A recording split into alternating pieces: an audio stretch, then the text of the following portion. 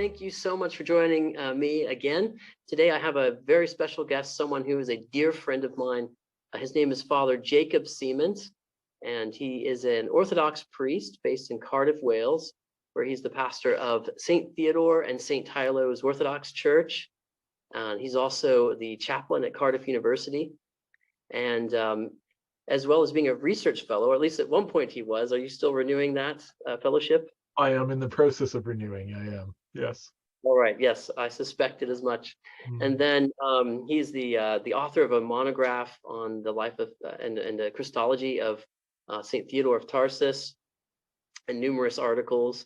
And most recently, Father Jacob and I teamed up to co-edit a new volume on Eastern Christian approaches to philosophy. And I don't have my copy, but I was hoping you might have yours handy. I do indeed. I hope that's clear.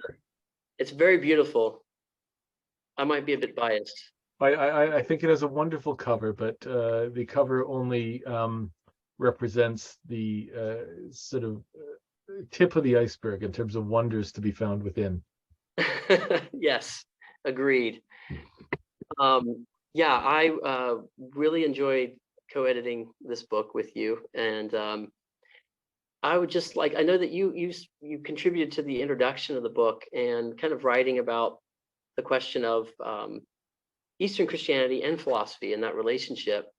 And I know there's some people a little skeptical about like whether Orthodoxy especially has anything really to contribute to like contemporary discussions in philosophy. And so I was just wondering if you could maybe say something on that about like, why is it important for Orthodox Christians or Eastern Christians more broadly to engage with contemporary philosophy?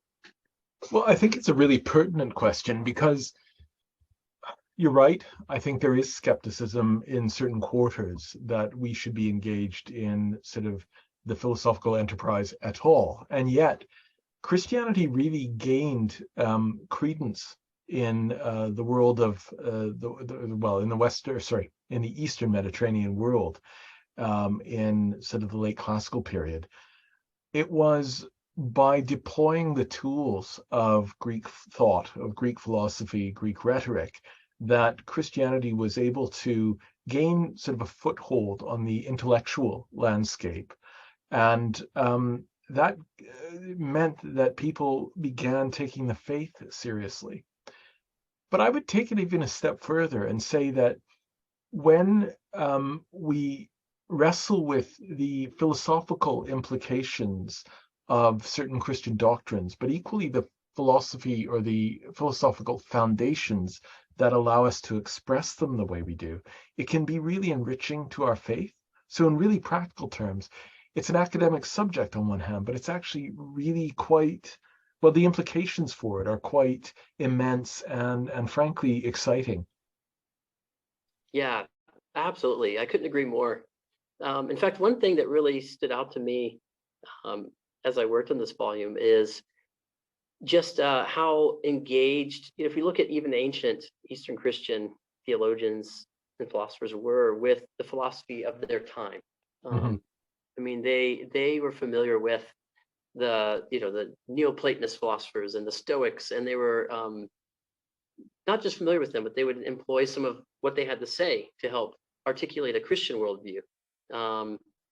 So I kind of think that we still need to do that today. If we want to follow their example, and part of what it means, I guess, to do that would be to also engage with the philosophy of our day. So that's great. Well, you can see that with some of the discussions that go on even through other podcasts and some very intelligent podcasts. But the questions that are being asked go even as far as questioning what Christians mean when we talk about the two natures of Christ and whether or not it's possible to reconcile these two separate propositions. And I think, that's actually an example of where I say when you begin to wrestle with such things, you can be stirred up in your own sense of faith, your own investment in the idea. So we proclaim that all the time as Orthodox Chalcedonian Christians. Christ has two natures. But what does it mean? And what implications does it hold? I think that's where, this kind of book sort of invites us to take seriously those questions as questions in themselves, but equally to start wrestling with them and making them part of our experience of faith, so that our words, when we utter them in a liturgical context, are then enriched. Absolutely. Well, I'm excited. In the coming weeks and months, I'm hoping to kind of invite some of the contributors to interview them and discuss their contributions to the book. And so, looking forward to having those discussions, and hopefully that'll garner more interest in the book as well. Well, I know that you are actually working on, you have kind of a big project. One is you're involved with helping to kind of revive the St Sergius Institute publishing house, and part of that is then you're working on a new book. Would you share some of that with us? Yeah, I'll start with the book, because that's something that arises out of work that I do on a regular basis. That is,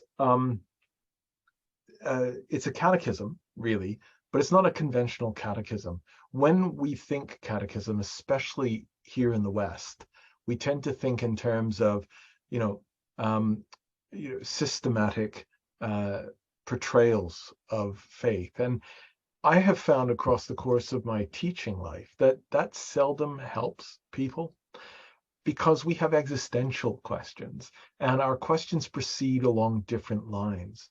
So what I've tried to do with this book is to replicate how I've approached teaching, preparing people for baptism and chrismation in the church, by starting with the questions that they themselves might ask. Now, of course, that requires some speculation on my part, because I can't get into the minds of every individual. But, if I recall laying upon, my bed as a child, I was a religious kid, and religious questions therefore would come to mind. But one of them was, for example, where do we get our sense of God from? That's a very basic question. And in many ways, we all start there. That doesn't mean we explicitly ask that question, but it does mean that it's on our minds. It's part of the way we process the information we get as children, whether it's in a religious context or not. So I grew up in Canada. You can tell from my accent that I'm not originally from Cardiff, Wales. I will stick out like a sore thumb for the way I speak for the rest of my life. But I used to make the journey, or I made it on a number of occasions, from Montreal to Winnipeg, which is the city where I grew up. And that meant driving over the Great Lakes. Now, in global terms, there is almost nothing more impressive, more, in the true sense of the word, more awesome than the Great Lakes, for sheer size, for magnificence, for the vista to be had as you sort of proceed along the highway.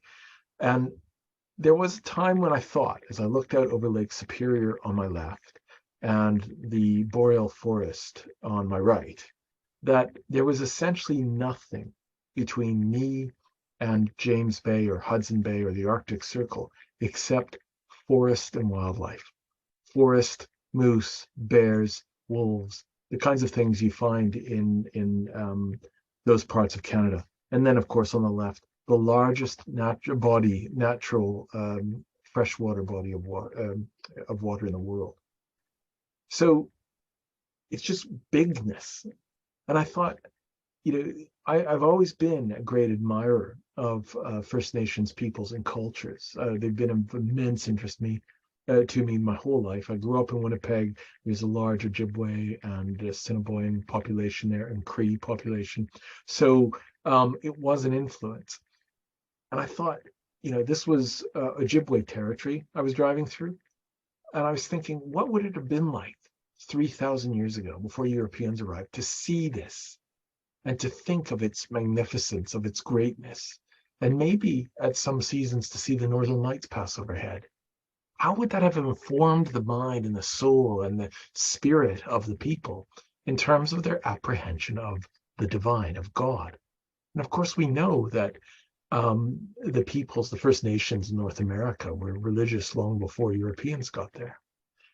And I thought that just represents the human yearning, which is universal, which first, takes its cue really from, the surroundings that inform us and whatever. So I know that's a long-winded way of saying that's where the catechism starts. But then it distinguishes between those first apprehensions of the divine and the revealed God. God as he reveals himself through the law and the prophets to the ancient people of Israel, and God as he reveals himself through his son, the incarnate Logos, Jesus Christ. And so it moves then logically through those topics. So we start with the search for God, we move through the question of revealed religion, God the Holy Trinity, Jesus Christ, the Holy Spirit, the scriptures, etc. And so because I'm actually teaching the course right now, we're coming close to the end. We spoke about liturgy just tonight, and next week we will look at the question of mission and Orthodox jurisdictions as they correspond with one another. So all of these things are drawn together and discussed over the course of the forthcoming book. That is incredible. I really like how you're structuring the book, especially that opening, just talking about humanity's kind of common experience of the sense of the divine. Thing I've been thinking about a lot lately as well. I also understand that the book will include some iconography from Aidan Hart. Is that correct? Yes, thank you for mentioning it. Absolutely. Aidan is, as you probably know, certainly as some of your listeners will know, is one of the best known iconographers, perhaps in the West, but definitely in Western Europe and certainly in Britain. But my experience of him is that he's just incredibly gracious. And we have interacted before. He's spoken at a conference that I hosted a number of years ago, and we've been in touch over various questions through the years. But I got in touch with him, said I was writing this book, and I thought it would be really helpful to have illustrations. I hate using that word for icons, but images that people could reflect on as they corresponded with the chapters. And he automatically said, absolutely, use my icons. So he's actually provided some very high quality images that we're then able to insert and accompany each of the sections of the book. And yeah, I really hope that enhances people's experience of both reading it and sort of imbibing it as part of the Orthodox life, not just as a series of words. I can't wait to see it. Like, I'm very excited about this book. I intend to buy copies and hand them to random people and friends. I appreciate that. They'll think you're as crazy as I am. That's probably will. Yeah. Yeah. So, and this book will be published by, as I mentioned before, St Sergius. Am I saying that right? St Sergius Press. Is that? You are indeed. One thing I would want to correct you on was just that it's not a revival, but rather a new endeavor. Now I say that just because the archdiocese of which I'm a part, which is the Archdiocese of Russian Orthodox Churches in Western Europe, is it's based in Paris, and it is in some ways, and I don't mean this in a literal historical sense, but in some ways it's a mother diocese of today's Orthodox Church in America. There's a close historical relationship between the two jurisdictions. And of course, the OCA can boast at least 3 major seminaries in North America. There may be more, I don't know, but I am aware of St. Vladimir's Seminary in New York, St. Tikhon's in Pennsylvania, and St. Herman of Alaska, appropriately enough, in Alaska. And these are treasures for the church, because being able to inform the life of the church, not just by means of its life of worship, in terms of serving liturgies in the various parishes of an area, but also by means of, proffering nourishment to the people in terms of books, in terms of resources, in terms of teaching, in terms of opportunities to deepen one's faith. Well, this is a real gift. And it's something that in Western Europe presents a particular challenge. The first language of the St Sergius Institute, which is the great seminary and intellectual center of my archdiocese in Paris, is French. And that's fine for me, and it's fine for some, I'm sure. But Western Europe, unlike the United States and Canada, where English can be assumed, if it's not always the first language of every member, it can be assumed. It can't be assumed here. My archdiocese alone covers Germany, the Scandinavian countries, Belgium, the Netherlands, France, of course, Spain, Italy. So we're very spread out, and we're very diverse linguistically. And my thought was, by way of contributing to the life of the church in this place, was to help develop resources that could be used by the church, particularly in Western Europe, because the idioms we use are different than those used in North America, and because our conditions are slightly different, and because it doesn't really help the mission of the church when you have to go online and search for resources available only on your side of the Atlantic and then have to import them. So the hope then of this budding press, St Sergius Press, is that we can both create and also draw on some of the resources that are already available, but then available to print, that we might lay them on, make them available as widely as possible and in as high a quality format as possible. So that is St Sergius Press in a nutshell. And of course, it takes its name because of my own affection for the history of my archdiocese and the central role played by the St Sergius Institute historically.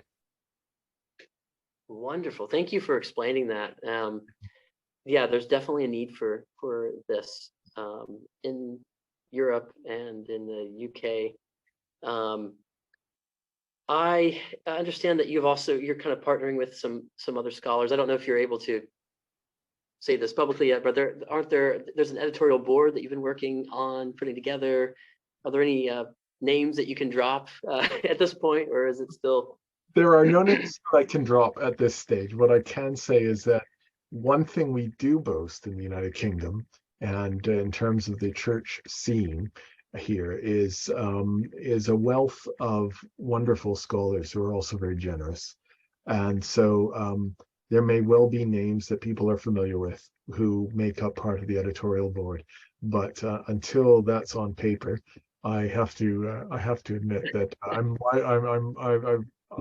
I'm inclined just to keep it close to my chest for the time being. When it does come out, I think we can celebrate it. But in the meantime, we'll just have to trust that it will be good and smile about it. Absolutely. No, I totally get it. Yeah, that's why I didn't mention, I know you'd kind of thrown a few names around, and so I didn't want to say it unless you were comfortable sharing that information yet. Well, that's wonderful. Well, would you like to share anything about your mission in Cardiff and the kind of the work you're doing, not only at the university, but in your local parish? Yeah, I think one of the things that has moved me from the very beginning is the fact that the Orthodox faith has been in Wales for, let me throw out a number, 1700 years, 1600 years at least. And you can see evidence for this all over the place. I used to be an avid cyclist, and being on my bicycle meant I got to see many otherwise inaccessible parts of South Wales. As long as it was within 100 kilometers of Cardiff, I was probably there on my bicycle. Now, the number of holy wells I came across, the number of place names that clearly reflected an ancient holy tradition was mind-boggling. It was honestly exciting, bewildering, because it just attested to the fact that this land is soaked in, in some cases, the blood of martyrs, but in other cases, the holiness of those who've gone before us. And so that sort of inspired my approach to mission from the beginning. When Metropolitan Jean told me to proceed and to carry on sort of a ministry that had begun here, but in a different context, I was delighted, not least because there is one particular resource in Wales some listeners may have heard of, but his name is Father Daniel. He is a Hira monk based up in Blaenau Festiniog, which is in North Wales, an old mining town, but breathtakingly beautiful. And this is a man who is Welsh first language, Wales born and raised, and who has carefully and gently carried out the Orthodox ministry in that place for more than 30 years. He really, yeah, I mean, the longevity alone is admirable, but the amount that he's managed to accomplish in that time has just been inspiring. So thinking that somehow I was entering into a path that had been laid before me. And of course, he's not alone. It's just that he's one priest that I've had been privileged to have a great deal of correspondence with. There was something I wanted to sort of carry on or enter into. And I thought, here in South Wales, Orthodoxy belongs. It's not a foreign faith. I'm not importing something because it's carried by Russian tradition out of Eastern Europe and back into the West. It's something that was here long before we had the privilege of setting up our parishes and our communities. So with that in mind, we took the name St. Theodore of Tarsus, who was a saint of the Syrian East, who eventually became Archbishop of Canterbury in the 7th century, and St. Tylo of Llandaff, who is the patron saint of Cardiff, and also one of the patrons of Llandaff Cathedral, the great medieval cathedral just up the road from me. And we sort of sought to anchor the Orthodox experience in Wales, in Wales's own holy tradition. So that was the seed that we planted, and I would describe the parish now as something of a sapling, but it's getting stronger and bigger all the time. And I mean that. It's not just nice words to blanket over the fact that we got one other member. We literally have managed to speak with, engage with the community, and seen that bear fruit by people coming through the doors on a regular basis. And it means we've been able to engage in a way that I could only have imagined. So it's a joy. Thank you for sharing that.